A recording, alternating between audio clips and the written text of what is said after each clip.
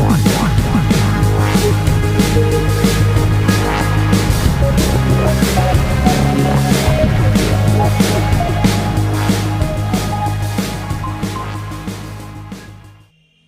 मित्रों, क्या आप भी धन के लिए परेशान रहते हैं, कर्जों में डूबे जा रहे हैं? आप कितना भी कोशिश करते हैं, लेकिन अपना और अपने परिवार की परवरिश अच्छे से नहीं कर पा रहे हैं। हर घड़ी चिंताओं में डूबे रहते हैं, कोई रास्ता नजर नहीं आ रहा है।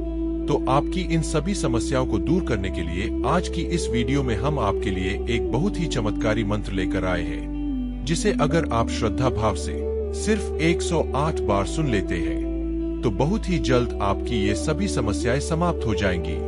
जी हाँ मित्रों, आज हम धन प्राप्ति के लिए श्री गणेश जी का अद्भुत चमत्कारिक मंत्र लेकर आए हैं, जिसे सुनने मात्र से धन, समृद्धि और सफलता प्राप्त होती है, जो एक अद्भुत आध्यात्मिक उपाय माना जाता है। जब कोई श्रद्धालु श्रद्धा और भक्ति से भगवान श्री गणेश जी के इस मंत्र को सुनते हैं, तो उसकी ऊर्जा सकारात्मकता से भर जाती है और जीवन में सौभाग्य बढ़ने लगता है। इस शक्तिशाली मंत्र की ध्वनि न केवल मानसिक शांति प्रदान करती है, बल्कि यह बाधाओं को दूर कर आर्थिक उन्नति का मार्ग भी खोलती है।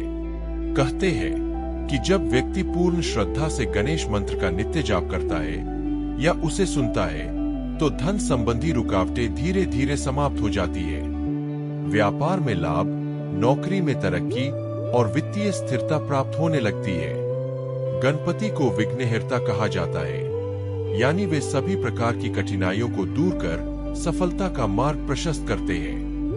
यदि किसी के धन आगमन में बाधा आ रही हो या अचानक आर्थिक संकट का सामना करना पड़ रहा हो, तो गणेश मंत्र सुनना या उसका जाप करना अत्यंत लाभकारी सिद्ध होता है। इसके प्रभाव से व्यक्ति की कार्यक्षमता बढ़ती है, जिससे उसके प्रयास अधिक सफल होते हैं और धन की प्राप्ति सहजता से होने लगती है।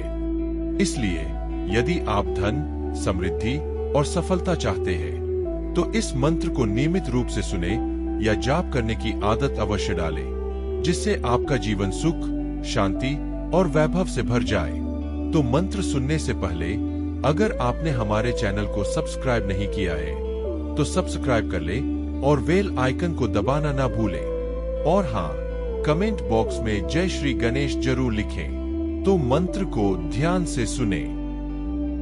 ओम गण श्री लक्ष्मी गणपतये नमः।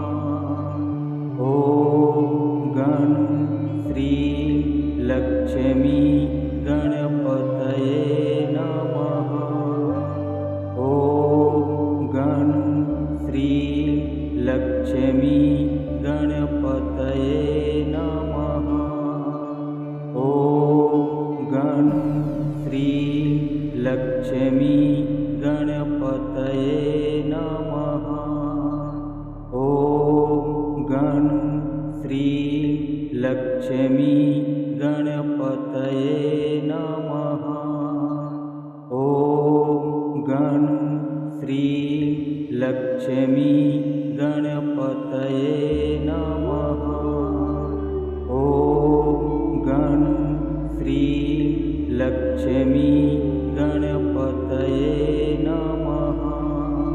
ओम गण श्री लक्ष्मी गणपतये नमः। ओम गण श्री लक्ष्मी गणपतये नमः। ओम गण श्री लक्ष्मी गणपतये नमः। ओम गण श्री लक्ष्मी गणपतये नमः। ओम गण श्री लक्ष्मी गणपतये नमः। ओम गण श्री लक्ष्मी गणपतये नमः। ओम गण श्री लक्ष्मी गणपतये नमः। ओम गण श्री